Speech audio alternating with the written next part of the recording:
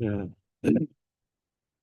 시스템이 잘못 설정이 됐네요. 날씨도 더운데 또 폭우도 내려서 한국에 사는 분들이 고생을 하십니다. 여기도 아주 더워요. 낮에는 한국으로 말하면 한 37도 정도 굉장히 덥습니다. 어, 또 여름에 더워야 농사가 잘 되고 또 겨울에는 추워야 강우량도 많아지고 또 기생충이 죽죠. 해충도 많이 죽고. 근데 우리가 단면만 보고 하나님께 불만을 가지면 안 되고 항상 감사하고 살아야 됩니다. 어, 우리가 살고 있는 세상은 불확실성의 세상이죠. 제가 수없이 전쟁은 있을 것이다. 그 전쟁이 핵 전쟁이 될 것이다. 라고 수없이 말씀을 드렸습니다. 왜 그걸 확신하냐면은 2차 대전 때 원래 러시아하고 그다음에 영국, 일본 동맹을 맺어가지고 일본군하고 전쟁을 했어요. 그래서 또 나치하고 전쟁을 했고, 그리고 그 동맹에 의해서 나치도 망했고, 일본도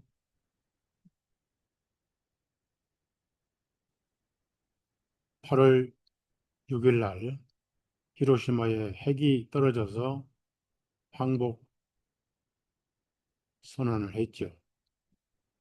그리고 바로 9일 날 트루만이 연설을 마치고 또 나가사키에 핵이 떨어졌어요. 그 트루만의 문서를 보면은 민간인이 살고 있는 도시는 폭격을 하지 않겠다 했는데 나가사키를 군인이 군대가 주둔하고 있는 것으로 그렇게 공포를 하고 핵을 터뜨렸습니다. 나가사키는 군대 기지가 아니고 민간이 사는 도시였어요. 의도적으로 그랬죠. 그 다음에 바로 동맹이었던 러시아를 지도에서 지워버려라 해가지고 160개 도시에 핵을 하나씩 떨어뜨릴 준비를 다 했어요. 그리고 2만 톤의 일반 폭탄을 떨어뜨릴 준비를 다 했는데 하나님이 막으셨습니다. 잘 아셔야, 여러분 꼭 아셔야 될 거는 히로시마 나가사키 핵폭탄은 바로 러시아 핵 전쟁의 시뮬레이션이었다. 즉 예행 연습이었다. 이렇게 여러분이 이해를 하셔야 돼요. 근데 지금까지 그 전략은 취소가 되지 않았습니다. 미국은 세계 정부 조직이 잡고 있어요. 언제 잡고 있었냐면 1776년부터 그랬습니다. 그래서 우리는 전쟁을 볼지 안 볼지 모르지만은 확실한 것은 예수님의 재림이 임박했다는 겁니다. 제 얘기가 아니고 많은 깨어있는 그리스도인들이 이 얘기입니다. 그래서 여러분이 꼭 기억하셔야 할 것은 매일매일 내가 예수님 안에 있는가 확인을 하시고, 한 번은 우리가 가잖아요. 또 가는 순서가 없잖아요. 영혼 구원, 내가 예수님 안에 있는지 밖에 있는지 돌다리도 두드려 가면서 가야 되고, 또 아는 길도 물어가야 돼요. 삶의 가장 중요한 부분은 말씀을 듣는 겁니다. 사람은 왜 이렇게 변덕이 심한지 모르겠어요. 아침 다르고 저녁이 다르고 수시로 변하고. 그래서 성경에는 사람은 다 거짓되되 오직 하나님은 참되시다 할지어다. 저는 하나님의 말씀을 전하고 싶지, 믿을 수도 없고 믿어서는 안 되는 사람의 얘기는 하고 싶지 않아요.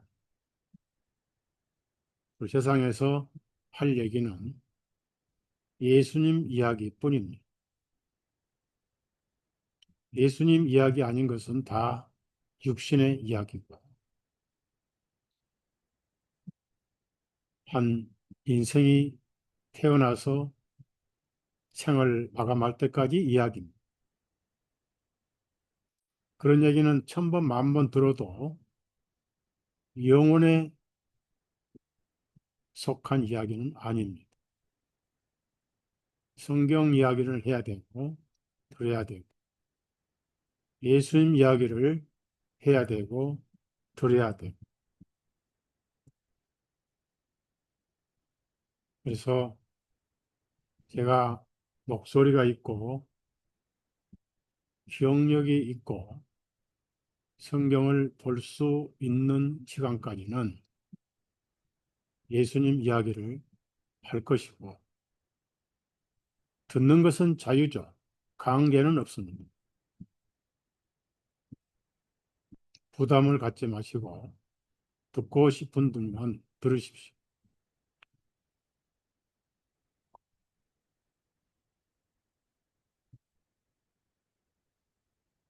오늘은 누가복음 5장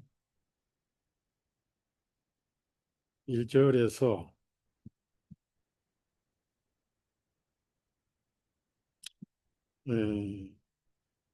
6절, 7절까지만 읽겠습니다.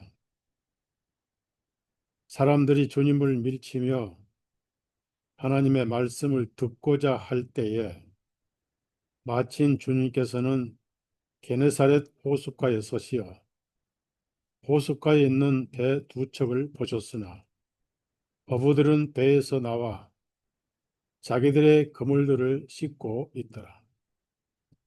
주님께서 그 배들 중 한 배에 오르시니 곧 시몬의 배라. 그분께서 그에게 육지로부터 조금 떨어지도록 청하시고 앉으셔서 배에서 사람들을 가르치시니라. 이제 주님께서 말씀을 마치시고 시몬에게 말씀하시기를 깊은 데로 가서 너희 그물들을 내려 끌어당기라 하시니 시몬이 주님께 대답하여 말씀드리기를 선생님, 우리가 밤새도록 수고하였어도 아무것도 잡지 못하였나이다. 그렇지만 선생님의 말씀을 따라 내가 그물을 드리겠나이다 하고 그들이 그렇게 하였더니 심히 많은 물고기들이 잡혀 그들의 그물이 찢어지므로 그들이 다른 배에 있는 동료들에게 손짓으로 불러 도와달라고 하니 그들이 와서 두 배에 가득히 채우며 배들이 가라앉으려 하니라. 여기까지만 읽었습니다.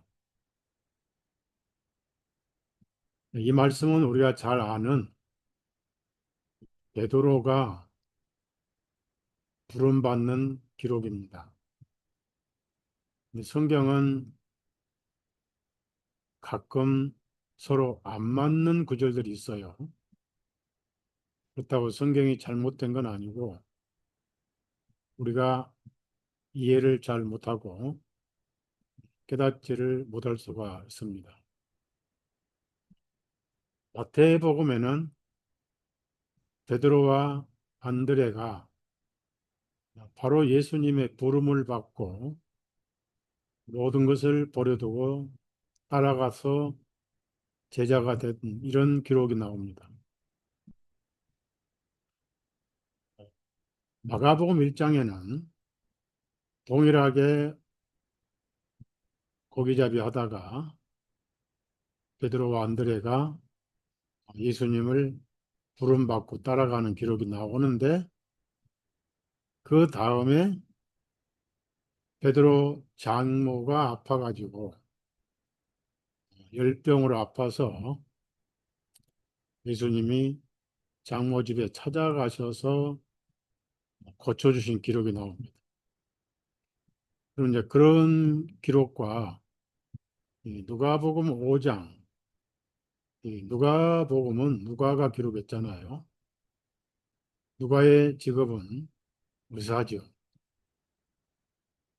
의사이기 때문에 꼼꼼하고 세밀하고 빈틈없이 성경을 전기 형식으로 기록을 했습니다. 근데 베드로가 결정적으로 예수님을 따르게 된 기록은 바로 본문 말씀이 있고요. 마태복음이나 마가복음 기록은 예수님을 따르면서 장모 집에 가서 병 고친 기록을 보면 아직 예수님이 12제자를 다 부르시기 전이기 때문에 갈릴리 사역 초기에 베드로는 전적으로 예수님을 따르지 않고 있었다가 바로 물고기 사건을 통해서 그는 모든 것을 버려두고 예수님을 따랐지 않겠는가. 성경학자들의 얘기입니다. 그래서 배가 두 척밖에 없었어요. 물론 그 한 배는 여기 보니까 10절에 세베대의 아들들로 시몬의 동료들인 야고보와 요한도란 데 나옵니다. 그래서 항상 같이 배를 출동하고 출항하고 낚시도 같이 하고 정보와 고기잡이와 판매를 서로 협력하는 그런 위치에 아니었겠는가 생각이 듭니다. 그러면 한 배는 베드로와 즉 시몬과 안드레 배고 한 배는 요한과 야고보의 배라고 이렇게 추측을 할 수가 있습니다. 왜냐하면은 고기가 너무 많이 잡혔거든. 한 배에 잡힌 것이 아니라 두 배를 가득 채웠는데도 너무 많이 잡혀서 배 둘이 두 배가 가라앉을 정도였습니다. 아마 요한이나 야고보나 베드로나 안드레나 첫 어부 생활을 할 때부터 지금까지 처음 겪는 엄청난 수확을 했을 겁니다. 그래서 그는 충격을 받고 주님 앞에 무릎을 꿇었어요. 그리고 자기는 감당을 할 수가 없는 죄인입니다. 그랬어요. 하나님 앞에 자신을 가장 낮추는 방법은 죄인이라고 고백하는 것. 자기 양심이 알잖아. 그래서 나는 죄인이고 여기 보니까 죄가 많은 사람이기 때문이라. 죄가 많은 사람.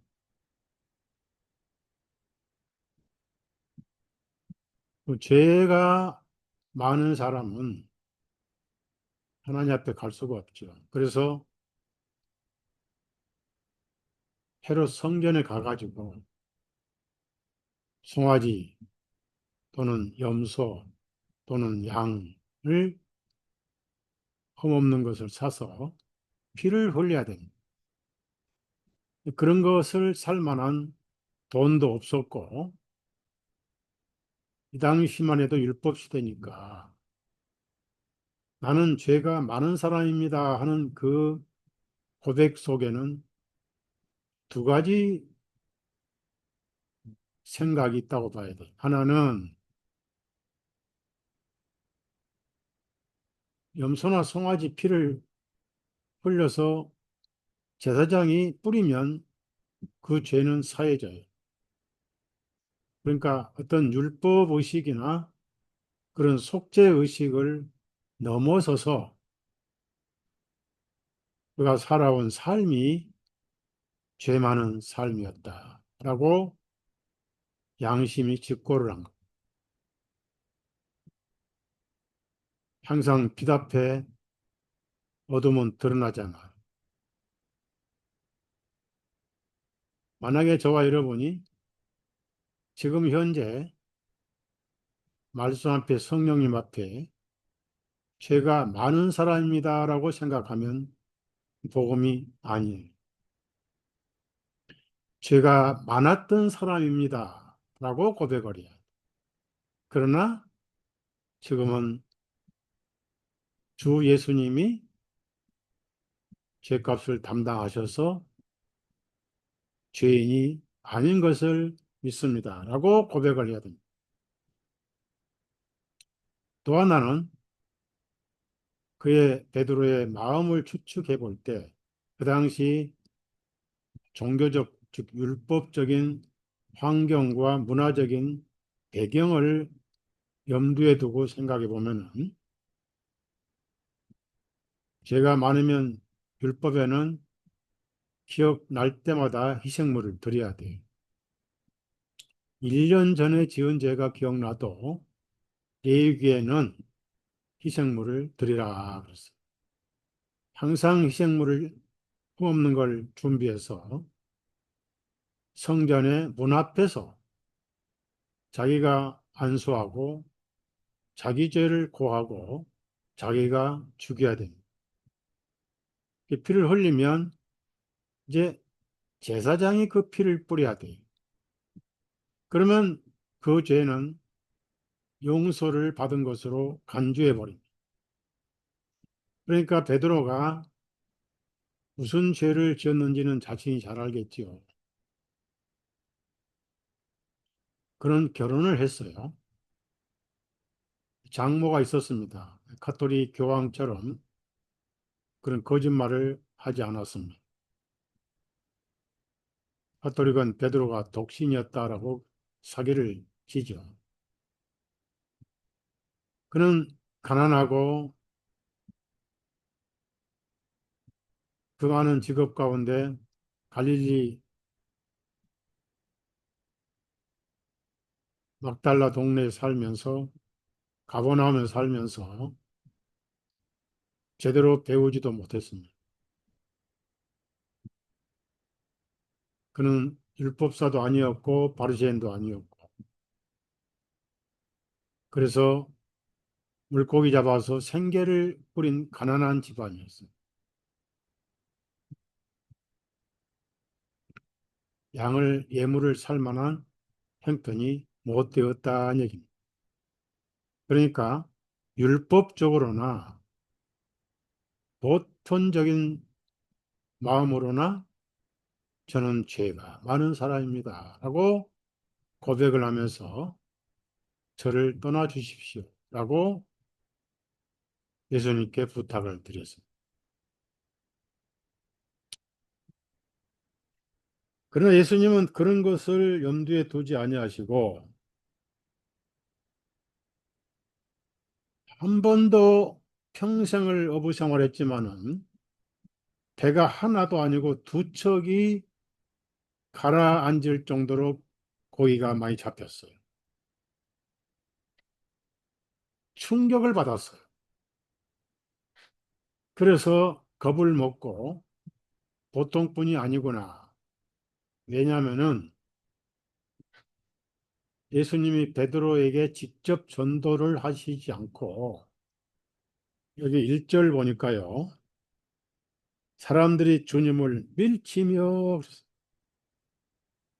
하나님의 말씀을 듣고자 할 때에 이렇게 밀치며 말씀을 듣고자 하는 사람들이 그 당시에 있었습니다.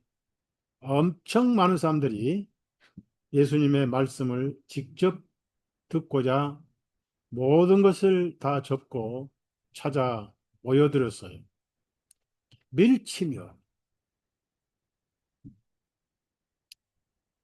오늘날 예수님이 서울에서 말씀 전하신다면 전 세계 사람이 다 모일 거예요. 비행기 타고 올 거예요. 그러나 시대가 시대인 만큼 사람들은 하늘의 말씀을 듣고자 하는 사람이 많지 않습니다. 거짓과 진리는 상극이죠. 예수님이 하늘의 진리를 말씀드릴 때 사람들이 다 떠나버렸어요. 그 떠날 때 제자들까지 떠나버렸어요. 하도 예수님이 어이가 없으셔서 그리고 12제자만 남았습니다. 너희들도 갈 것이냐? 떠날 것이냐? 그때 베드로가 대답했습니다. 영생의 말씀이 계시오. 우리가 유익으로 가오리까. 올바른 정답을 했습니다. 예수님 자신은 영생이시고 예수님을 오셨다는 것은 영생을 오신 겁니다. 그래서 제 아들은 올바른 선택을 했죠. 여기서 사람들이 하도 많이 오니까 마침 예수님은 호수 변방에서 말씀을 전하시는데 너무 많이 모이드니까 그 사이를 두기 위해서 배가 두 척 있었어요. 추측건대 한 배는 확실히 베드로, 여기서 안드레는 나오질 않아요. 하나는 요한, 야고보의 배가 아니었겠는가 생각을 해봅니다. 배가 두 척 있었는데 예수님은 그 두 배 가운데 베드로의 배를 선택하셨어요. 그리고 그 호숫가에서 잠깐 거리를 좀 뛰어달라라고 말씀을 하시고 뱃머리에 앉으셔가지고 하늘의 주옥 같은 생명의 말씀을 전하기 시작하셨습니다. 보통 이 성경을 보면은 물고기는 밤에 잡아요. 왜 밤에 잡습니까? 물고기는 빛을 보고 쫓아 나옵니다. 우리나라도 그렇잖아요. 이 제주도 같은 데서 오징어 잡을 때는 꼭 밤에 찬란한 등불을 켜놓고 빛을 따라서 오는 물고기를 잡잖아요. 그러니까 밤에 고기를 잡았는데 피레미 새끼도 못 잡았어요. 그래서 아침에 일찍 허탈감 속에 또 오늘 밤에 다시 그물을 던지자고 해서 그물을 손질하고 말리고 있었습니다. 예수님이 그 아침 일찍이 해변가에 바다 그 호수죠. 호숫가에서 말씀을 전하시려고 했는데 마침 배가 밤새 수고했지만은 아무것도 소득이 없는 배 두 척이 있었습니다. 예수님은 다 아시고 있기 때문에 텅 빈 배는 무엇을 의미합니까? 이 세상에는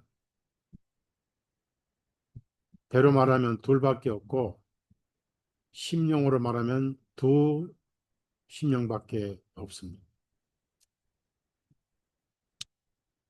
밤에 고기를 잡지만은 그 많은 고기가 베드로나 요한이나 야고보가 비친 등불로는 그 고기들을 끌어당길 수가 없었어요. 진정한 빛은 아니다. 성경에 예수님은 참 빛이라고 그랬어요. 참 빛. 두 빈 배는 인류의 두 심령을 의미합니다. 밤을 새워서 밤새도록 수고했어도 아무것도 잡지 못하입니다. 여러분 세상에는 훌륭한 기업 이끌고 있는 총수들도 있고 부동산을 투자해서 갑부가 된 사람들도 있고 금융계통에서 떼돈을 번 사람도 있고 미국에서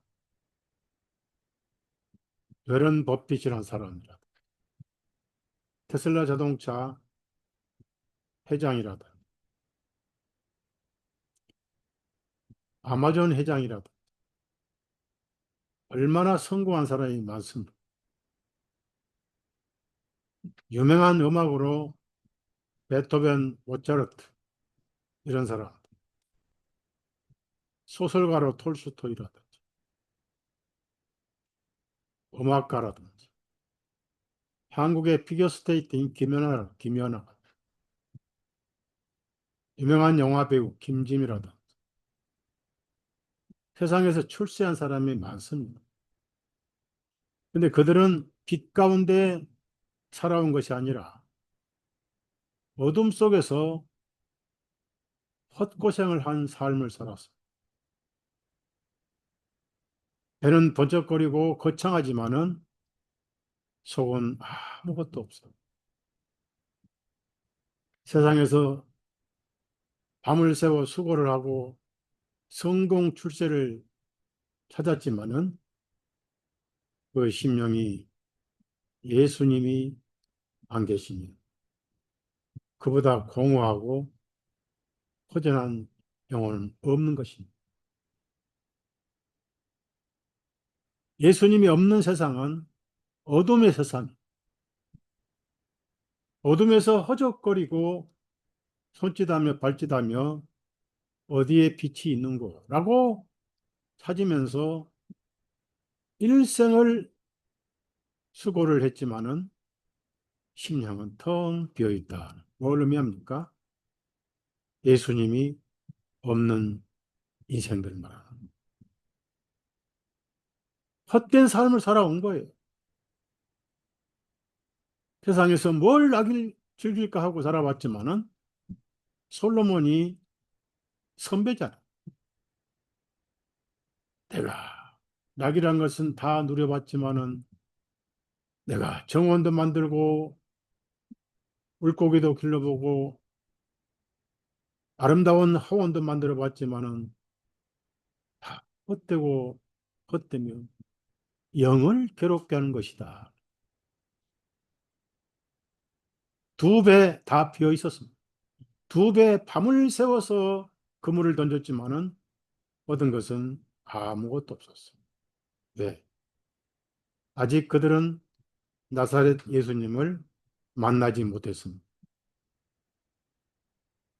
예수님이 없는 영혼은 죽도록 70년, 80년 헛수고를 하고 결과를 보니까 어둠 속에서 헛수고했더라.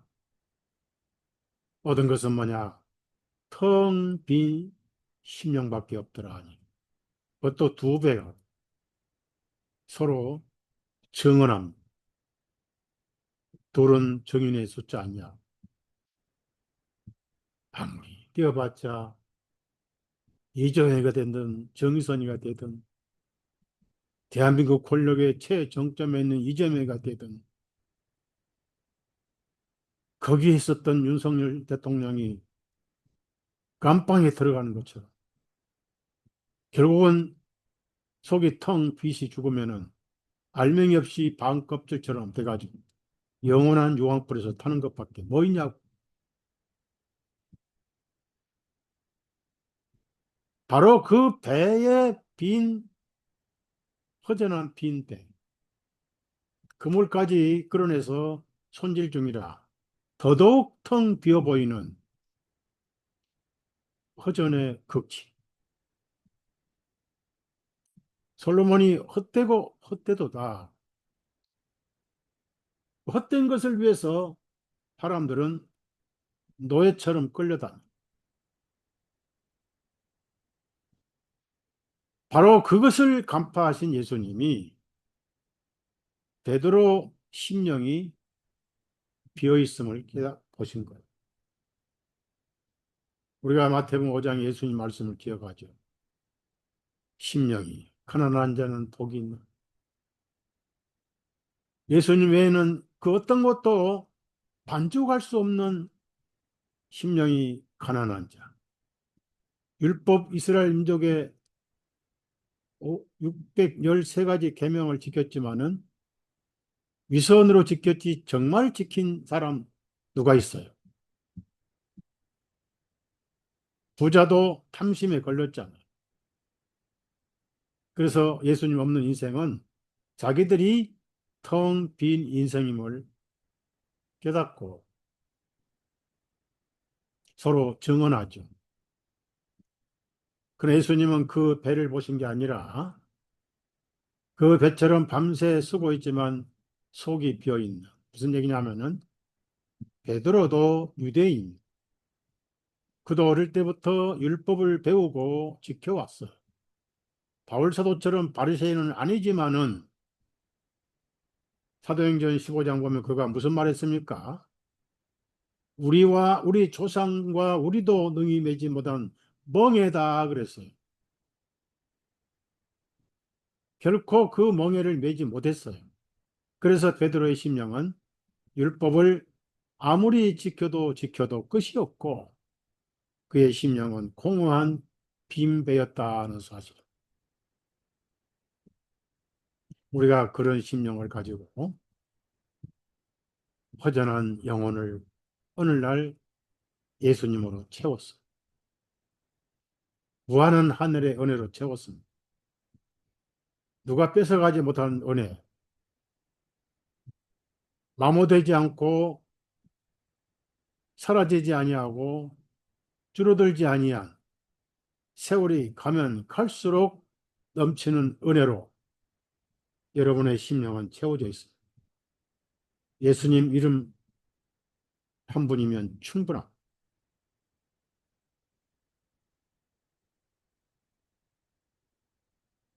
그래서 앞으로 갈릴리 호수의 모든 고기를 싸그리 그물로 긁어 모으듯이 세상이라는 호수에서 할 것 없이 이리저리 헤매는 영혼들을 복음의 그물로 긁어 모으는 첫 번째 어부가 바로 베드로였습니다.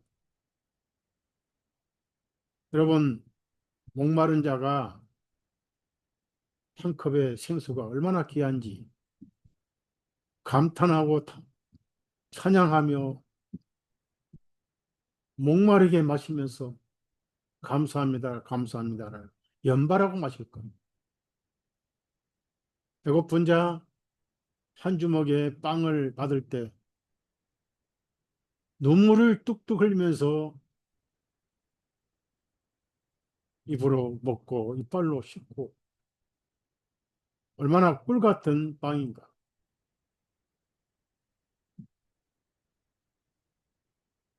그래서 그 베드로의 마음이 얼마나 허전하고 공허하며 어제 밤에 밤을 새고도 빈 털털이니 마누라 앞에 멸하고 내가 얼굴을 내밀고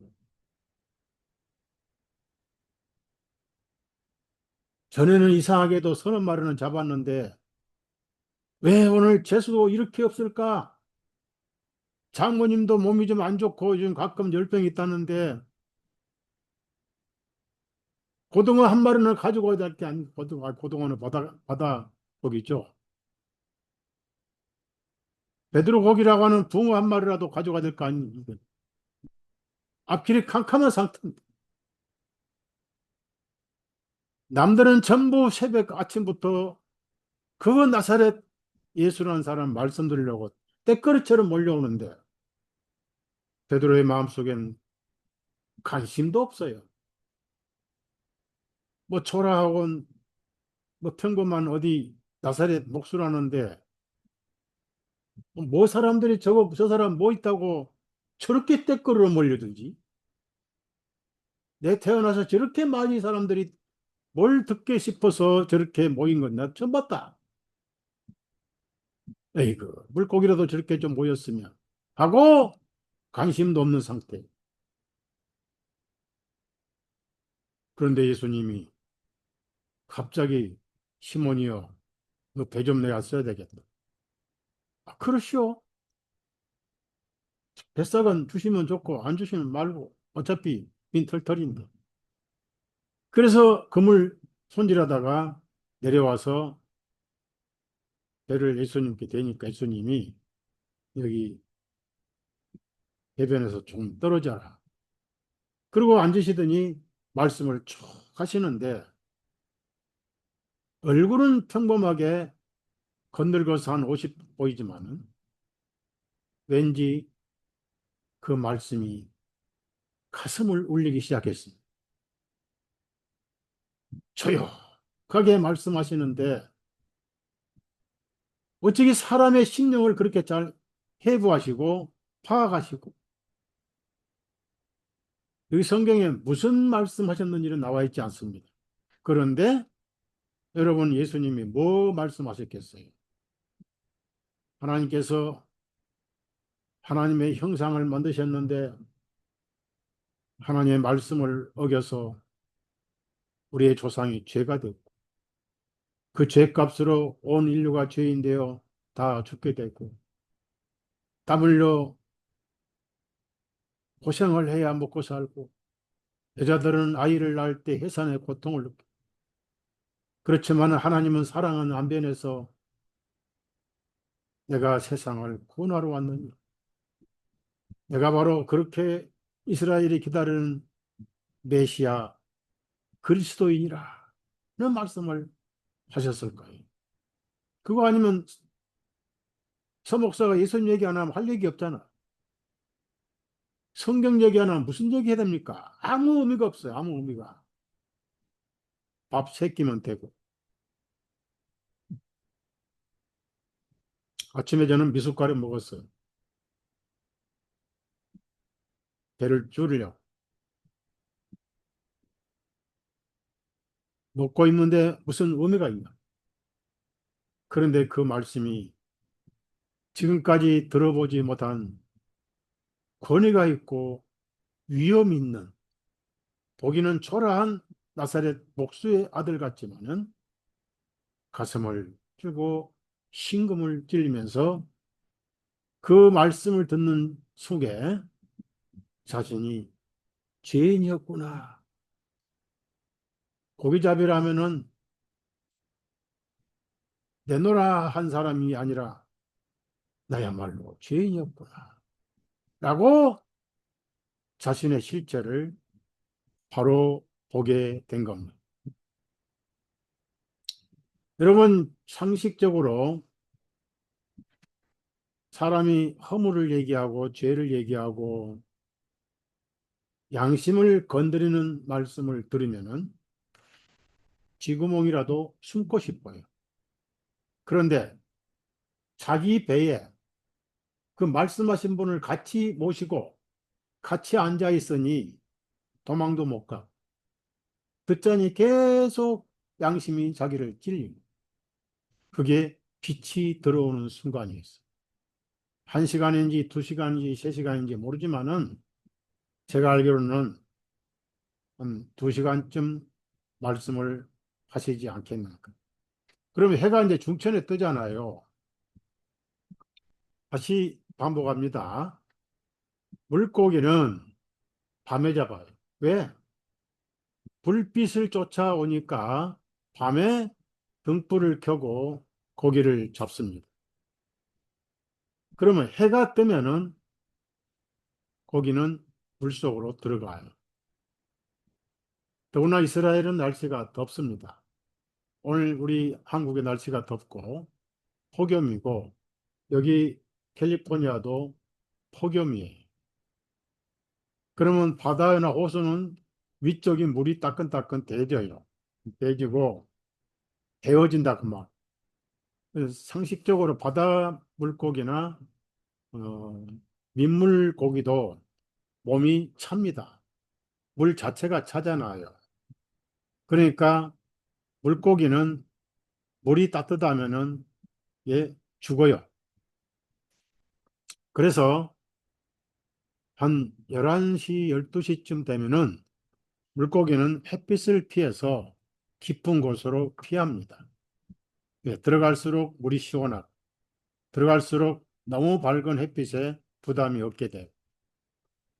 그래서 예수님은 말씀을 쭉 하시고 나서 여기서 보니까 제가 성경을 보니까 배가 두 척인데 시몬아, 예, 말씀 듣고 나니까 베드로가 자기 얘기를 한 것처럼 들려요. 툭툭툭 말씀마다 전부 찌른 거예요. 아마 우리 예수님은 어부들 앞에서 신명기하고 레위기에 비늘 없는 고기 먹지 말라. 지느러미 없는 고기 먹지 말라. 이런 말씀을 하셨다고 봅니다. 베드로가 물고기를 잡아서 그걸 일일이 다 조사해서 원래 민물이니까 갈릴리 호수는 민물이니까 비늘이 없는 장어, 메기 많습니다. 거기 다 버려야 되는데 대충 해서 그냥 바켓으로 그냥 팔았지 않겠는가? 그런 것도 걸렸지 않겠는가? 그래서 도망가고 싶어도 그분이 계시니 도망도 못 가고 바로 어둠과 빛이 만나가지고 양심의 어둠이 물러가기 시작하면서 딱 남은 게 뭐 남았냐? 죄만 남았더라. 그 말. 죄만.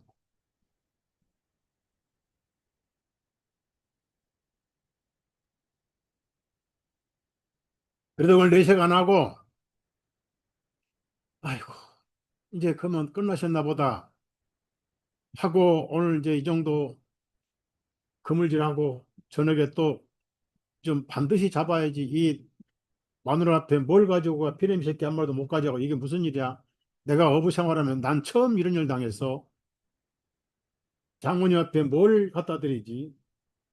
하면서 풀 죽어서 일어나서 다시 그물질 하려고 하는데 예수님이 거기에 요한과 야고보, 베도 같이 가란 말씀 없어요.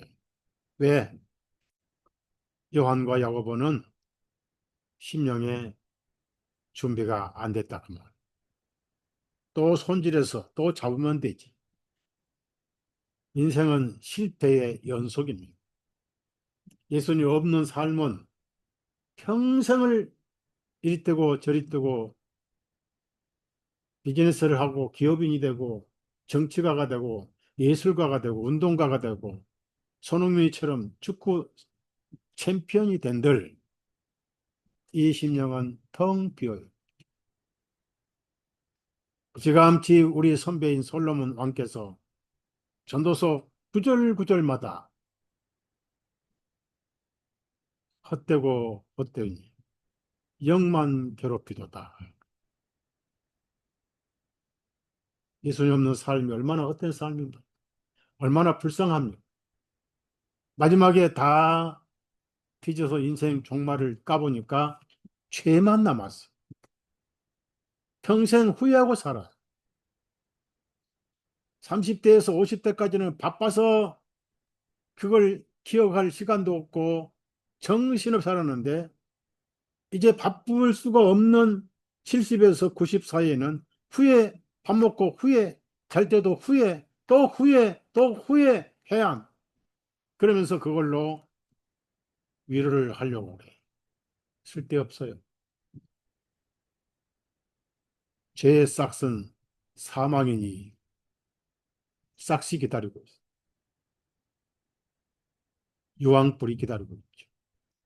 그 사람이 평생에 무엇을 하고 살았든 세상에서 성공했다는 상장과 표창패를 받았다 할지라도 뒤집어 보니까 남은 것은 죄밖에 없어. 그래서 베드로, 요한, 배는 동원하지 않았습니다.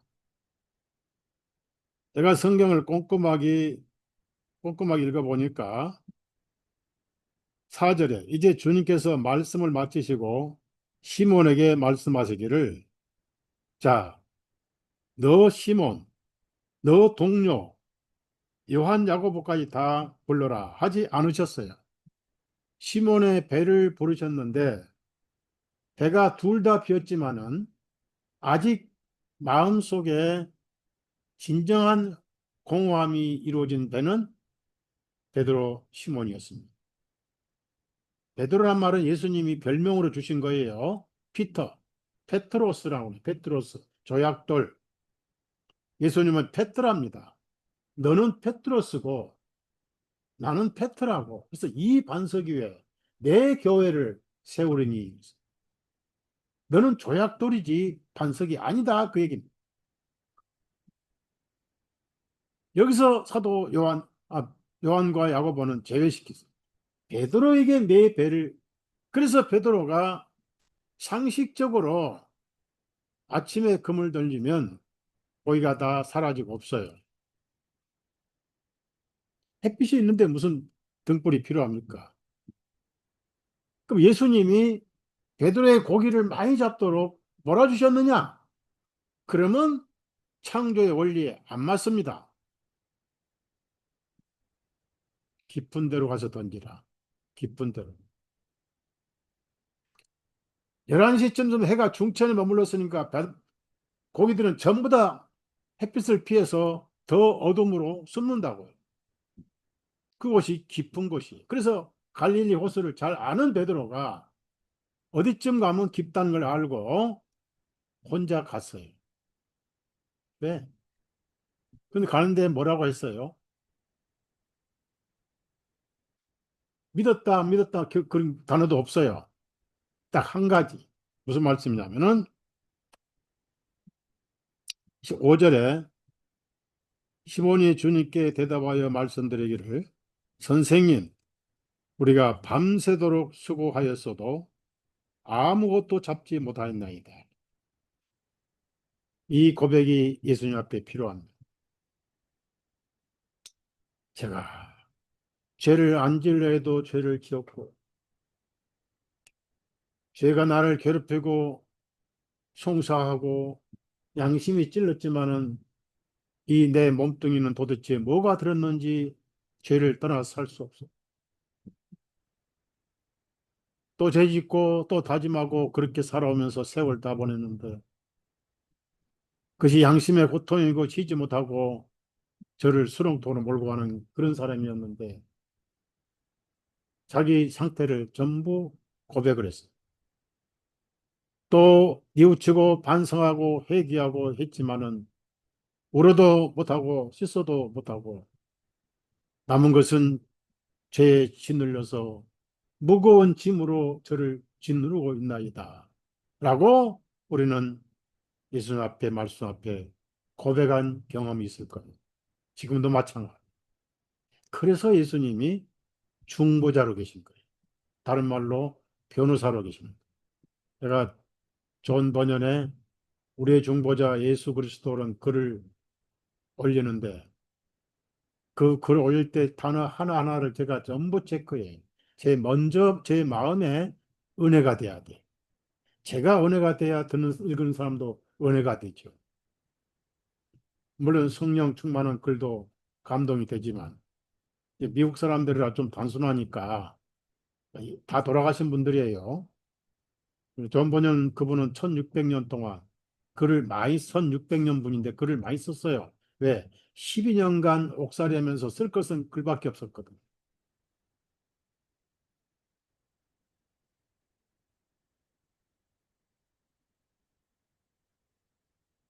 그래서 제가 제 자신을 볼 때는 도무지 천국 가서는 안 되고 딱 지옥 가야 합당한 자로 저는 여기고 있는데 제 수십 년 동안 제자들은 30세가 다 넘었으니까 어부 생활했지만은 밤새도록 쓰고 있지만 피레미 새끼도 못 잡았지만은 말씀에 의지하여 이게 핵심입니다. 그것이 논리로 이해가 돼서 가겠습니다 하면 안 돼요. 제가 지금 말씀드린 것처럼 해가 뜨면 물고기들은 깊은 곳으로 간다. 물고기는 몸이 차다. 호수의 위에 수면은 그 열기가 있어서 이스라엘은 물이 따뜻해진다. 그러면 물고기는 깊이 들어가기 때문에 깊은 곳으로 숨었기 때문에 그것을 베드로가 지금 이해하는 게 아니에요. 왜? 베드로는 낮에 그물을 던진 바보는 아니었거든. 이성적으로 논리적으로 한낮에 그물 던지면 저거 어부야? 저거 쓴 생통이네? 라고 손가락질 당합니다. 밤을 열심히 밤을 거스리며 물고기 던졌는데 그물 던졌는데 한 마리도 못 잡았어. 말씀에 의지하여 제가 믿어서가 아니고 제 사상과 경험으로 아니고 왜? 저 한 번도 깊은 데 가서 낮에 한낮에 지금 11시 해가 쨍쨍 쬐는데 그물 던져본 적이 없거든요. 그걸 믿었더라면 안 가죠. 당신은 나사렛 목수라면서요. 어디 감히 나는 그래서 수십 년 어부 생활했는데 안 그래도 속이 뒤집어졌는데 안 그래도 빈털터리 집에 갈까 말까 어? 가서 밥 달란 말 못하겠고 이러는데 누구 장난합니까? 라고 상식과 논리를 믿었더라면은 그는 영혼구원에 쓰임받지 못했어요. 말씀에 의지하여 논리도 안 맞고 이성도 안 맞고 경험도 없지만은 말씀에 의지하여 이게 신앙입니다.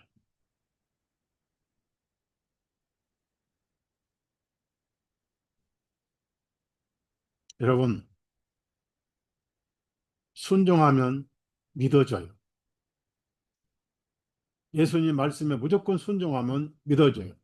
그래서 믿음은 들음에서 온다 그랬잖아요. 제가 수없이 강조하잖아요. 들으시라. 상식적으로 안 맞지만은 말씀에 의지해서 내가 거기 가서 그물을 내리겠나이다 하고 내렸더니 너무 많이 잡혀가지고 태어나서 한 번도 이렇게 많이 잡힌 적도 없었고 그물이 찢어졌어. 몇 마리가 새어나가요. 그래서 그 깊은 데 가니까 이쪽에 그물 손질하고 있는 그 육지에 있는 요한과 야고보에게 말이 안 되지 않으니까 손으로 이렇게 오라고 그런 거예요. 그래서 그 남은 빈배 가지고 급히 오니까 와, 얼마나 많이 잡혔는지 물고기가 두 배에 가득 잡혔어요. 베드로가 충격을 받았습니다. 무슨 얘기입니까? 앞으로 예루살렘에 3천 명이 구원을 받고 5천 명이 구원을 받고 예수님은 나중에 베드로에게 천국의 열쇠를 주셨잖아요. 자물통은 죄고 양심의 자물통의 죄 자물통을 풀어주는 열쇠가 예수님이고 복음화입니다. 그래서 사도 요한을 동역자로 부르가지고 자기 배가 가득 차면서 사도 요한의 배도 가득 찼어요. 전도자들이 전도해서 수천 수많은 영혼들이 구원받을 것을 보여주신 거예요. 너무 충격을 받아가지고 차라리 밤에 빈 배로 집에 갔으면 차라리 나았겠다 하면서 갑자기 공포가 오기 시작한 거예요. 왜? 양심이 찌르면 두려움이 와요. 죄의 두려움이 와요. 죄는 공포와 두려움을 주는 거죠. 마지막에 지옥의 공포를 줍니다. 사탄의 무기는 공포예요. 예수님의 무기는 위로와 사랑입니다. 그래서 예수님과 같이 있으면 그게 바로 지옥입니다. 제가 옛날에 무슨 말씀 드렸죠? 천국은 항상 열려 있다. 뭐 입구에 무슨 천사가 뭐 표를 검사한다. 그런 사실인지 아닌지 뭐 혼자 체험했다고 하는 저희들 얘기니까 땅에서 이미 성령님의 의사 인침받았는데 구원받은 표가 있는지 천국 가서 또 문 조사합니까? 그런 소설 믿지 마시고 땅에서 구원받은 사람들은 바로 천국으로 가니까 천사가 데리러 오니까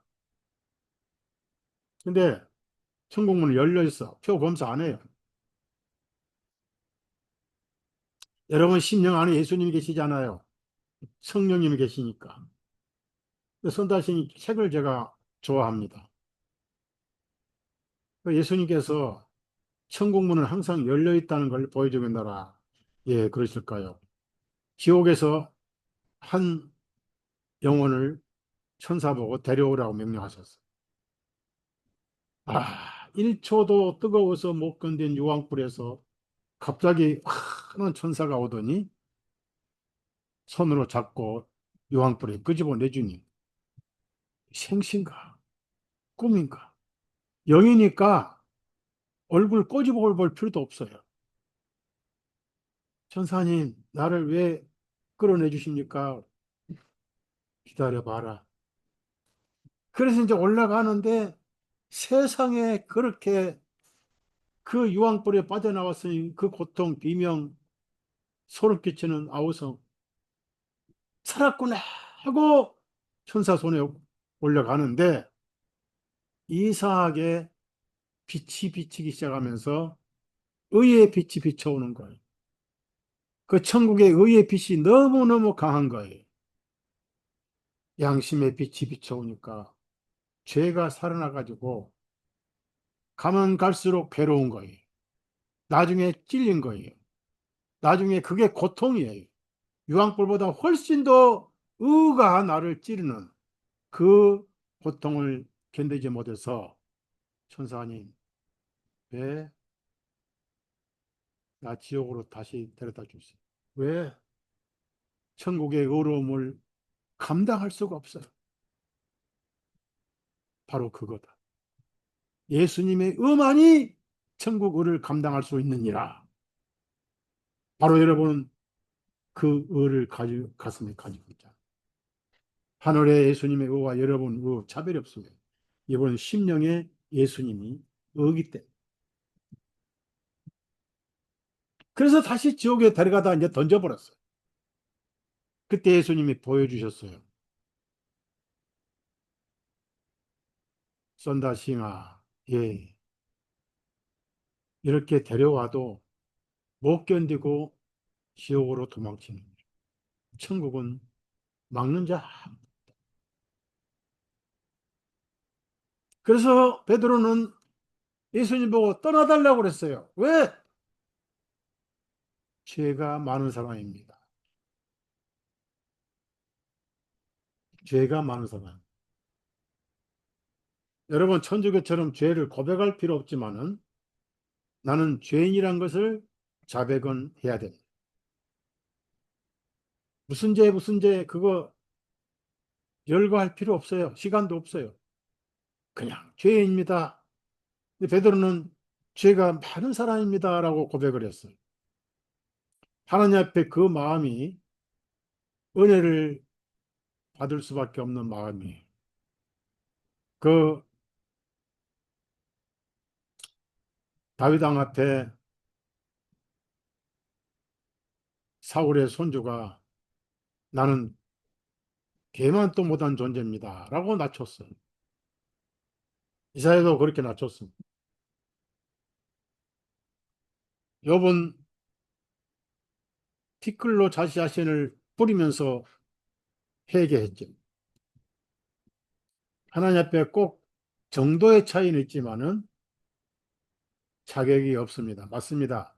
자격이 없을 때 은혜가 주어져요. 그래서 기독교 종교인 되지 말라고 제가 말씀드렸잖아요. 나는 천당 갈 자격이 없습니다. 지옥에 가야 합당합니다. 할 때 천국이 주어져요. 어차피 은혜니까. 아무것도 없는 자에게 주어집니다. 행함이 없어도 믿음으로 주시는 것. 그것이 로마서 4장에 있는 말씀입니다.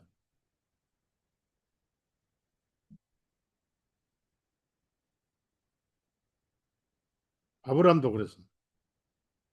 그래서 배 두 개가 채워진다 그 말은 베드로의 복음 전도를 통해서 앞으로 베드로의 마음도 채워지고 예루살렘의 천국도 채워지고 사도들을 통해서 이방인 사도인 바울을 통해서 고린도전서 전후서 갈라디아의 교회, 에베소 교회, 빌립보 교회, 골로새 교회, 데살로니가 교회 전 교회가 구원받을 것을 보여주십니다.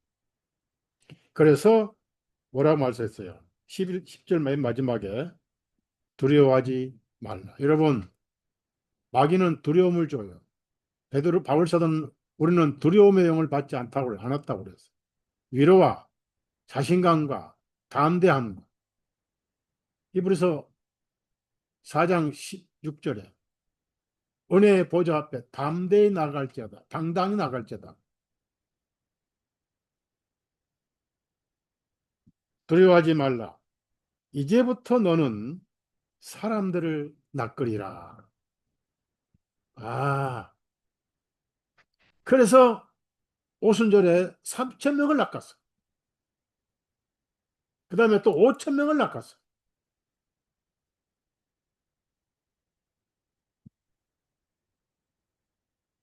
여기서 학자들은 뭐라고 하냐면은 예수님은 베드로에게 물질적 보상도 하셨다는 얘기죠. 보상을 받고 배를 빌려준 건 아닙니다. 베드로의 심령이 비어서 그 영혼을 먼저 구원하시고 그를 통해서 복음을 전하게 하시죠. 유대인의 사도는 베드로고 이방인 사도는 바울이었잖아요. 유대인이 먼저 구원을 받아요. 첫째는 유대인이요. 다음에는 이방인이라고 늘 그랬잖아. 구원이 유대인의 남이라고 했습니다.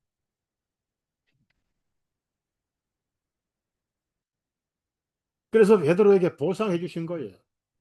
너 밤새 못 잡았는데 이제 내 영혼도 가득 차고 내가 내 안에 생명이니라.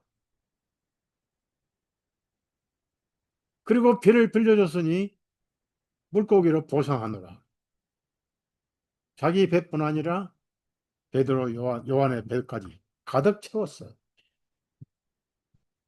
그리고 이제 그날로부터 진짜 더 이상 가버나움 장모님 집이나 처갓집에 안 가고 모든 걸 버려두고 예수님을 따라 나서 온 지구를 복음화시킨 첫 번째 제자가 베드로였습니다.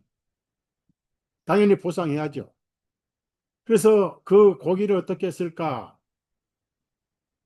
집에 피렘 새끼 한 마리도 못 들고 갈 뻔했던 베드로가 사람들을 인부를 시켜서 그 많은 고기를, 배 두 개 있는 고기를 나중에 부름받은, 왜 어부는 요한과 야고보와 베드로와 안드레뿐이니까 베드로 요한의 배는, 예, 그 뭐라고 그랬어요? 여기 보니까 세베대 집안에 그걸 팔아서 넘치도록 먹고 살게 해주셨고, 베드로의 배에 있는 고기들도 팔아가지고 베드로 와이프, 아직 아기는 없었습니다. 아기는 있다는 기록이 없어요. 그리고 장모님 가정에 평생 쓸 수 있도록 먹고 살게 만들어 주신 거예요. 그 방법이 바로 하나님 방법이에요.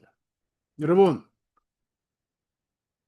예수님께 나오면은 물질적으로 영적으로 손해가 없습니다.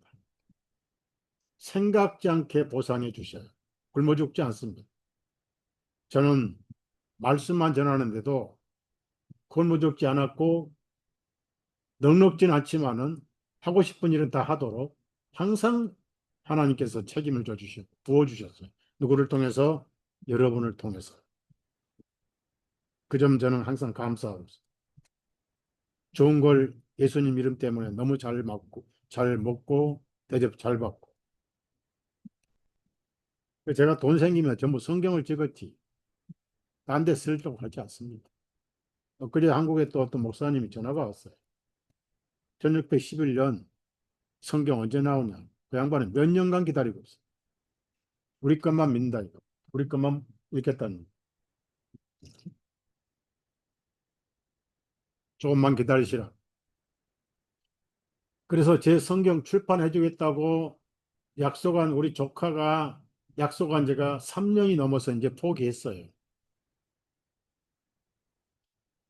보통 3년이 기간이잖아. 포기했으니까 이제 다른 방법으로 출판을 하려고 합니다. 못 받는 기회를 놓쳐버려요. 그래서 베드로 그 고기 팔아서, 학자들은 그래요. 그 이스라엘 문화가 그렇습니다. 고기가 비싸고 나중에 이제 베드로는 이제 한번 경험했잖아요. 가버나움에 어느 지역에 가니까 세관이 있어, 세관. 요즘 관세 때문에 난리죠. 한국 정부하고 지금 트럼프하고는 엇박자입니다. 트럼프는 쌀 고기도 개방하기로 했다고 하는데 한국에서는 쌀 고기는 개방 안 하기로 했다. 어느 말이 맞는지 몰라요. 원래 자동차는 관세가 0%였어요. FTA에 의해서 관세 없이 수출했습니다. 미국 다니면은 한국차가 많이 다녀요. 기아, 현대차가. 왜? 기술도 좋아졌고 싼 맛으로 사요, 사람들, 미국 사람들. 근데 관세 15% 이제 안 사요. 자동차 회사, 그 보조 부품 회사 다 망하죠. 일자리 줄어들죠. 농산물 한국에 수입하면은 사과도 그렇고 농민들이 지금 난리예요. 쌀 수입하면 한국 쌀값 폭락해 버렸죠. 조선 투자도 조선을 한국이 투자해서 돈을 버는 게 아니에요. 3,500억 불 투자해가지고 그 이익금 90%는 다 미국이 가져간다. 투자도 트럼프 대통령이 하고 싶은 대로 한다. 이게 이렇게 앞뒤가 안 맞아요. 정치를 잘못하고 있는 거예요. 자, 그건 떠나서 여러분이 아셔야 할 것은 두 배 가운데 한 배가 예수님으로 가득 채워져. 나중에 그 배를 통해서 또 다른 배도 채워져.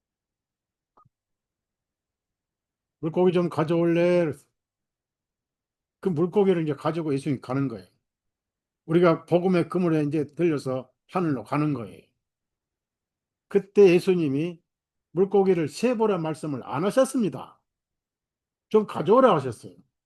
그런데 베드로는 낚시와 물고기와 깊은 해상이 있습니다. 밤새 고기 한 마리 못 잡았을 때 헛건물질할 때 얼마나 속이 터졌고 앞길이 캄캄해. 다행히 자식은 없어서 학비 보탤 염려는 없었잖아요. 마누라에 뭘 반찬 갖다 줄까? 장모님께 뭘 드릴까? 거기다 장모님 열병으로 자주 아팠었는데. 그래서 고기 한 마리 한 마리가 그렇게 귀했던 거예요. 일일이 너무 해상말로 너무 오지다 할까 너무나 아주 귀해서 한 마리 한 마리를 전부 셌어요. 여러분 세는 것도 10개, 20개, 30개, 뭐 50개 정도 세도 괜찮죠. 그 아침에 그걸 다 센 거예요. 한 마리, 한 마리, 한 마리. 무슨 말씀입니까? 예수님 하신 말씀 있잖아요. 머릿돌까지도 다 세신 바 되셨다. 천국은 숫자를 계산하세요. 민숙이란 말이 숫자 기록이란 뜻이에요. 여러분, 한 영혼 한 영혼 매일매일 예수님이 숫자로 확인하셔요. 일일이 지키셔요. 일일이 살피셔요. 혹시 곁길로 넘어질까? 곁길로 갈까? 천사도 보내시고 또 성령의 감동으로 말씀하시고 마귀가 유혹할까? 사탄이 건드릴까? 노심초사 지키셔요. 153마리를 전부 센 거예요. 그 와중에 예수님이 야 그만 세고 가져와 하지도 않으셨어요. 그게 성령님의 역사였습니다. 할나라 와 있나 안 한다 전부 여러분을 세셔요. 성령님으로 예수님이 지키시고 세십니다. 그것이 민숙이에요. 참 제가 감동받은 내용이 뭐냐면 153이라는 숫자가 히브리어 헬라어에는 알파벳에 숫자가 붙어 있어요. 그걸 히브리어로 153이라는 숫자는 히브리어로 그걸 표현하면은 하나님의 아들들이란 숫자가 나와요. 하나님의 아들들. 그래서 땅에서 복음으로 구원시켜서 하늘로 데려가는 하나님의 아들들. 그 하나님의 아들들이 모인 곳이 구원받은 모임입니다. 여러분, 힘내세요. 사업이 안 되는 건 모든 걸 비우게 하시려고, 예수님으로 가득 채워주시려고 어둠 속에 한 마리도 못 찾게 하셨던 거예요. 예수님 없는 삶은 어둠이 깔린 세상에서 허우적거리는 삶입니다. 예수님은 빛입니다. 그분은 은혜로 가득 채워주셔요. 이스라엘 민족들이 하늘에서 내려온 만나로 그릇 하나에 고봉으로 가득 채웠어요. 한오멜은 이스라엘 장자가 하루 세 끼 배부르게 먹고도 남을 음식이 한오멜에 5천 명을 먹이시고도 12광줄이 7바구니에 남았어요. 물론 남은 것은 부스러기입니다. 그리고 보리빵이었습니다. 부스러기도 감사합니다. 보리빵도 천부당 만부당 감사합니다. 나 같은 죄를 살리신 그 은혜 놀라와 라고 은혜에 감사한 영혼은 보리빵도 감지덕지 하지요. 그래서 여러분 힘들지만 잘 이겨내세요. 제가 애언을 하지만은 앞으로 세계적인 공황이 옵니다. 극심한 돈 가뭄이 올 것이고 극심한 궁핍이 올 것이에요. 그래서 그때는 우리가 콩 하나를 쪼개서 8명이 나눠 먹는 시대가 될 거예요. 그때 하나님의 사랑이 살았나 죽었나 시금석이 될 거예요. 궁핍할 때, 배고플 때 빵을 나눠줘야 되고, 헐벗을 때 한 벌 옷이 귀하고, 목마를 때 한 컵의 생수가 귀한 거 꼭 기억하시고, 사랑 베푸시고, 하늘에서 그 사랑 되돌려 받으십시오. 건강하시기를 부탁드리고 제가 추석 전에는 들어갈 것입니다. 감사합니다. 마치겠습니다.